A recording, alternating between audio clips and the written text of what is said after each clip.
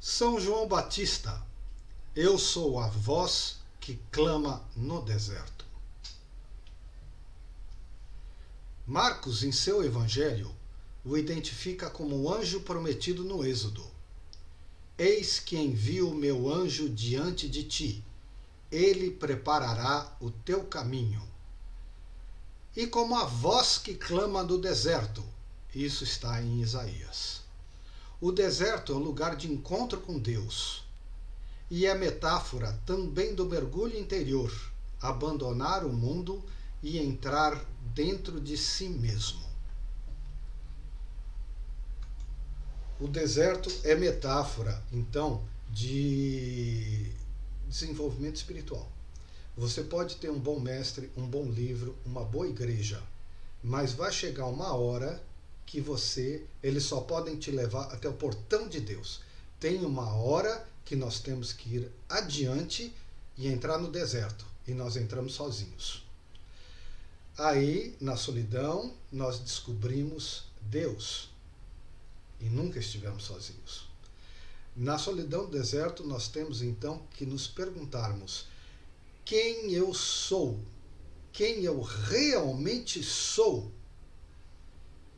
Então, fala-se em entrar pela porta estreita.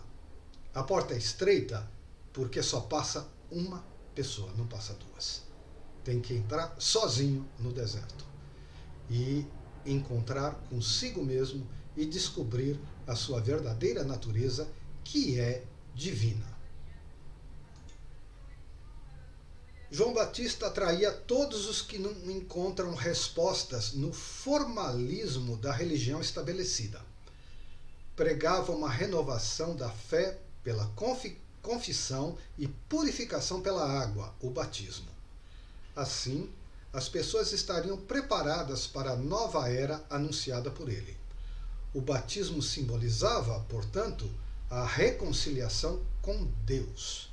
Desta vez, os judeus vão ao deserto não esperando a terra prometida, mas na esperança do Messias.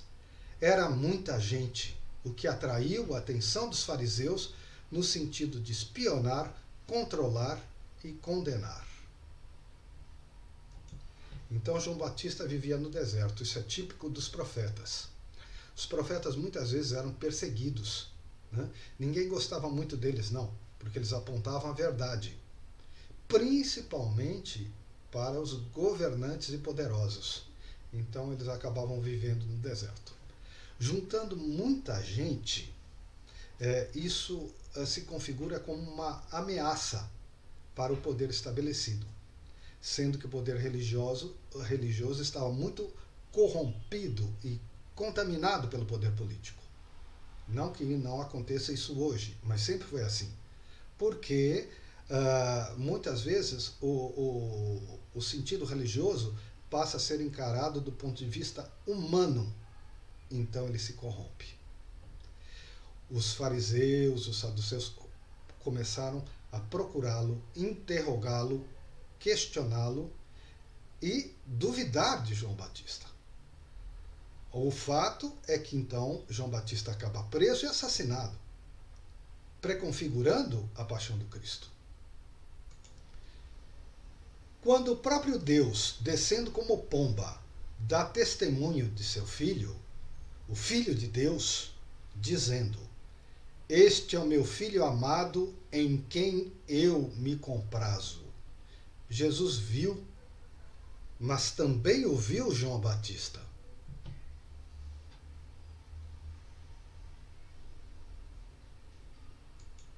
Eu digo isso porque mais tarde João Batista, preso, mandará seus discípulos perguntarem a Jesus se ele era o Messias esperado.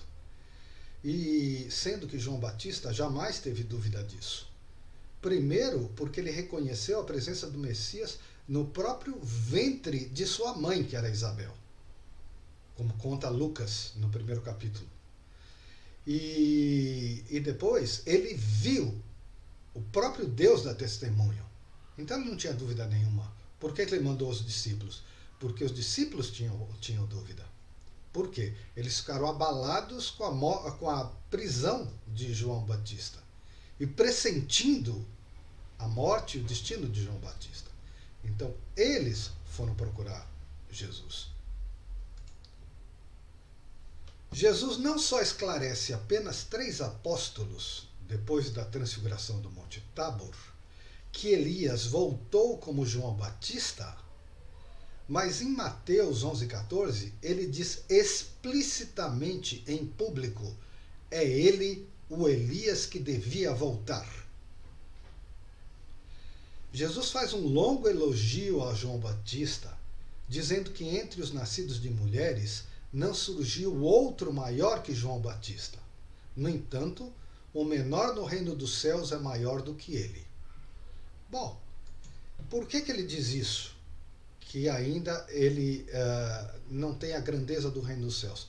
Porque João Batista, apesar de ser o precursor, João Batista não teve contato com a doutrina do Cristo.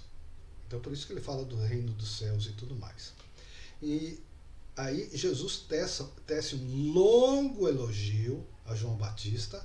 E por que ele faz isso? Justamente para aqueles discípulos de João, que eu acabei de contar, que foram procurá-lo para saber se ele era o Messias. E aí ele responde, né? Mas também faz um longo elogio a João Batista, porque os seus discípulos estavam com a fé abalada.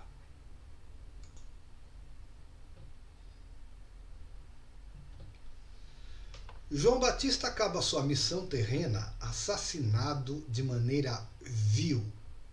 Mas o que importa? Os poderosos atentam contra a carne, mas nada podem contra o Espírito, cujo destino é ser glorificado junto ao Pai. Sigamos nós o exemplo de João Batista, pois disse o Cristo: não se atemorize e nem se turbe o vosso coração, sem nos deixarmos abater pelas coisas do mundo, pois os Herodes e os Pilatos da vida estão todos por aí. Tenhamos confiança incondicional naquele que disse: meu reino não é deste mundo. Paz para todos.